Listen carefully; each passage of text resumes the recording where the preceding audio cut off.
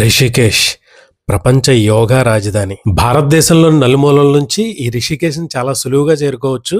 ఎందుకంటే ఢిల్లీ నుంచి దాదాపు 240 కిలోమీటర్ల దూరంలో ఉంటుంది ఈ రిషికేష్ పట్టణం. ఈ రిషికేశ్‌లో చూడాల్సిన ప్రదేశాలు చాలా ఉన్నాయి. ఆ ప్రదేశాల సమాహారమే ఈ వీడియో అండి. Hi friends, welcome back to my channel Madan Reddy vlogs.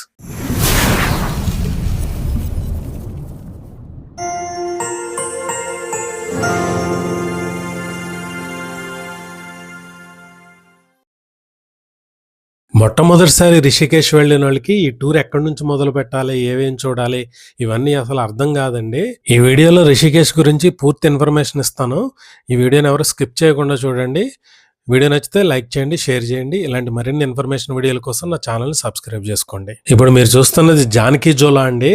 ఈ జానకి జోలా నుంచి లక్ష్మణ్ జోలా ఏదైతే ఉందో ఈ లక్ష్మణ్ జోలా వరకు ఉన్నదే రిషికేష్ అండి.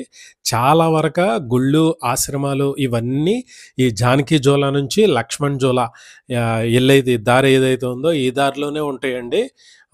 ఈ లక్ష్మణ్ జోలా ఉన్నది తపోవన్ మున్కి రేతి అని అంటారు. అక్కడి నుంచి స్టార్ట్ చేసిన ఈ జానకి జోలా నుంచి స్టార్ట్ చేసిన ఎక్కడి నుంచైనా మీరు స్టార్ట్ చేయొచ్చండి. దాదాపు ఈ రెండాట్ల మధ్య దూరం దాదాపు 4 నుంచి 5 కిలోమీటర్లు ఉంటుంది. లక్ష్మణ్ జోలా దగ్గర నుంచి మొదలు పెట్టే వారికి అంటే లక్ష్మణ్ జోలా చుట్టుపక్కల ప్రదేశాల్లో ఏవే ఆశ్రమాలు, ఏవే గుళ్ళు ఉన్నాయన్నది ఆల్రెడీ మన ఛానల్లో ఒక వీడియో చేసి పెట్టానండి. ఎవరైనా ఆ వీడియో చూడకపోతే లింక్ కింద డిస్క్రిప్షన్లోను పైన ఐకార్డ్స్లోను ఉంటుంది, చూడండి. ఇంక ఇది జానకి జోలా నుంచి మొదలు పెట్టేవారి కోసం అండి. ఈ జానకి జోలా నుంచి మొదలు పెట్టేవారి కోసం జానకి జోలా నుంచి దాటి వస్తే ఇక్కడ పరమార్థ నికేతన్ అని ఉంటుంది. ఆ పరమార్థ నికేతన్ గంగా హారతి అండి. ఇది చాలా బాగుంటుందండి. ఇక్కడ మనం 2013లో వరదల్లో శివుడి కంఠం వరకు నీళ్లు గంగా నది ప్రవహించడం చూసాం కదండి. అది పరమార్థ నికేతన్ దగ్గరే ఉంటుంది. ఆ స్టాచ్యూ ఏదైతే ఉందో అది పాడైతే ఇంకొక స్టాచ్యూ పెట్టారండి, పాలరాతి విగ్రహం. నేను ఫస్ట్లో ఒక శివుడి విగ్రహం చూపించాను కదండి, అదే ఆ విగ్రహం. రిషికేశ్లో హారతి ముఖ్యంగా 3 చోట్ల ఇస్తారండి గంగా నదికి. ఒకటి ఈ పరమార్థ నికేతన్ దగ్గర, రెండోది త్రివేణి ఘాట్లోను, మూడోది లక్ష్మణ్ జోలా దగ్గర. ఈ 3 చోట్ల చాలా ఫేమస్గా ఇస్తారండి. అంటే చిన్న చిన్న దేవాలయాల దగ్గర కూడా ఇస్తారు, కానీ ఈ 3 చోట్ల చాలా బాగా హారతి కార్యక్రమం జరుగుతుంది. ఈ మారేడు జ్యూస్ హరిద్వార్ రిషికేశ్లో బాగా అమ్ముతారండి. ఈ మారేడు జ్యూస్ని తాగితే ఆరోగ్యానికి మంచిదని నమ్ముతారు. మారేడుకాయలు మాత్రం ఇక్కడ బాగా దొరుకుతాయి. మామిడికాయలు కాదు, మారేడు మారేడు.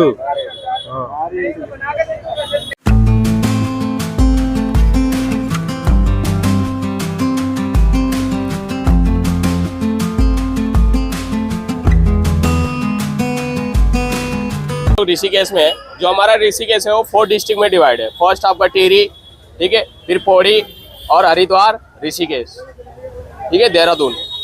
अभी आप लोग टिहरी डिस्ट्रिक्ट में है और ब्रिज क्रॉस करने के बाद आपका पौड़ी डिस्ट्रिक्ट आ जाता है. ठीक है, आधा ब्रिज आपका टिहरी डिस्ट्रिक्ट में पड़ता है और आधा ब्रिज आपका पौड़ी डिस्ट्रिक्ट में. ठीक है, ब्रिज का जो लेंथ है 274 मीटर है. ये 2020 में बना, सन 2020 में 2020 में. ठीक है, इसकी जो लेंथ है 274 मीटर है, 274 मीटर. ठीक है, इसको बोलते हैं जानकी झूला. ऋषिकेश में एंट्री करने से पहले फर्स्ट ब्रिज आपका आता है जानकी झूला. सेकेंड आपका पड़ता है राम झूला, सामने जो दिख रहा है. ठीक है, जो 1986 में बना. यहाँ से 4 किलोमीटर आगे जाएंगे लक्ष्मण झूला है, जो कि ब्रिटिश जमानों का बना हुआ है. बहुत पुराना है और टूट गया है, डैमेज हो गया है. गवर्नमेंट ने उसको बैन कर दिया है.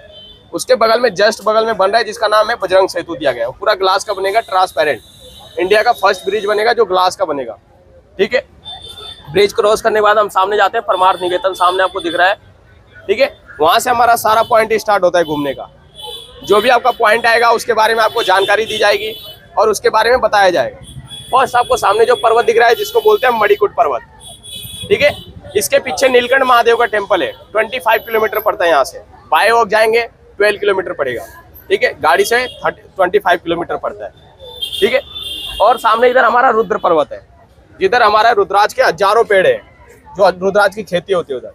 ठीक है, बाकी आश्रम के अंदर रुद्राज का पेड़ है, उसका दर्शन कराएंगे आप लोगों को. परमार्थ के अंदर हमारा कल्प वृक्ष आता है पहला. ठीक है, उसके बाद हमारा आता है कांच का मंदिर, जो ऋषिकेश का मेन मंदिर है. ठीक है, कांच का मंदिर का दर्शन करेंगे. फिर आपका पीपल के पेड़ में नेचुरल गणेश भगवान बने हुए हैं. उसके बाद आपका आता है भगवान विष्णु के 24 अवतार, रुद्राज का पेड़, वन फेस रुद्राज दर्शन, जो कि 12 साल में एक पेड़ पर एक ही आता है, और स्फटिक शिवलिंग. ठीक है, उसका दर्शन करेंगे।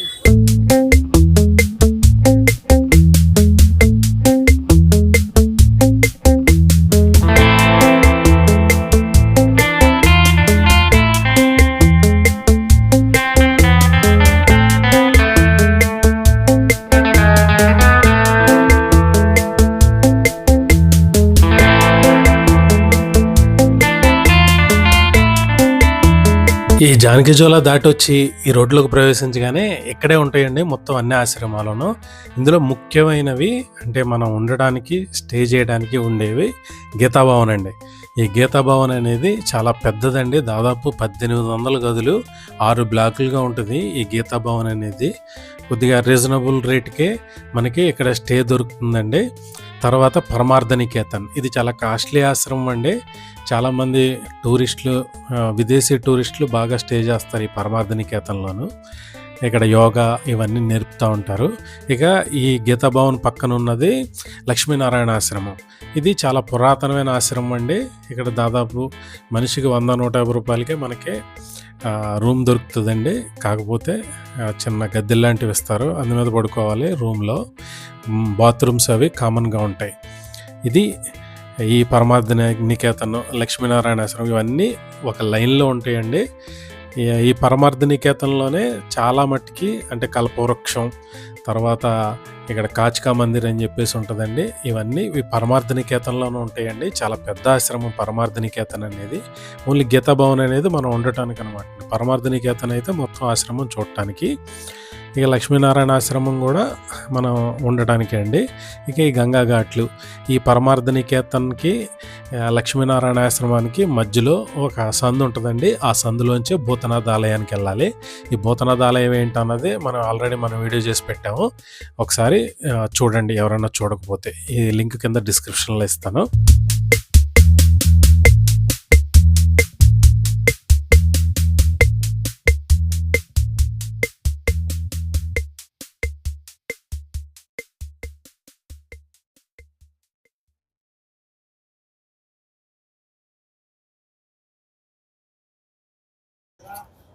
इसको बोलते हैं कल्प वृक्ष।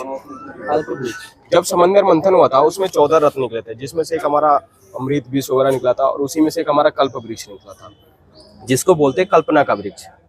ठीक है, इसको कभी भी आप सिंगल लगाएंगे, जैसे ये सिंगल पौधा लगाया है, इसको आपने एक लगाया तो एक ही निकला है। उसको कभी भी आप सिंगल लगाएंगे तो उसमें से 2 निकलता है, नर और मादा। ठीक है, आपने बेल पत्ता देखा होगा जिसमें 3 पत्ते होते हैं, लेकिन इसमें पूरे 5 पत्ते होते हैं। ठीक है, इसको कल्पना का वृक्ष बोलते हैं। वेदों में लिखा गया है इसके नीचे जो भी खड़े होकर अपनी कल्पना करता है, आज नहीं तो कल पूर्ण होता है। ठीक है, आप लोग इसके नीचे जाएंगे, ठीक है, ओनली 1 राउंड परिक्रमा करेंगे। उसके बाद जो भी आपकी कल्पना है इसके नीचे फिर कल्पना करेंगे। उसके बाद जो हमारा ऋषिकेश का मेन मंदिर है, कांच का मंदिर, उसके अंदर चलेंगे।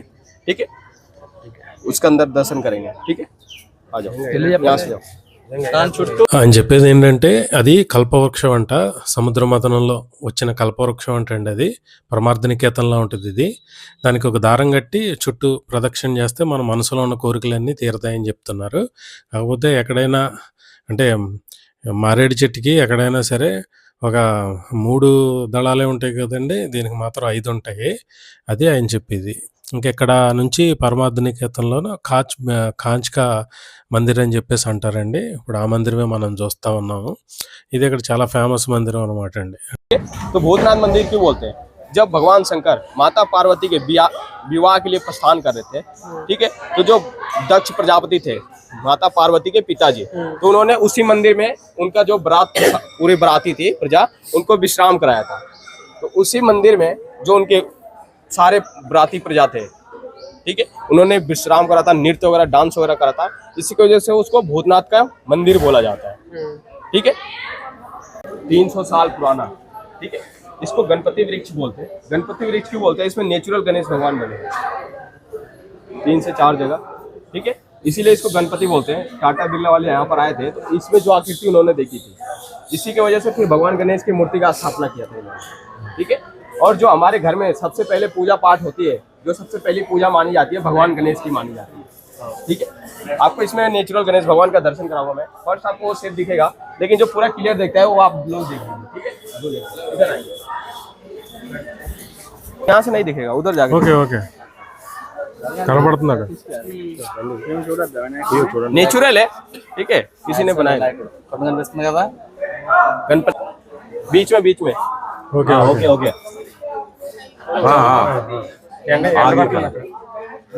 ఎండ పడే చోట जो घर में हमारे ब्राह्मण पूजा वगैरह करते हैं, कभी भी वो सिंगल ग्रह का नहीं करते, पूरे 9 ग्रह का करते हैं।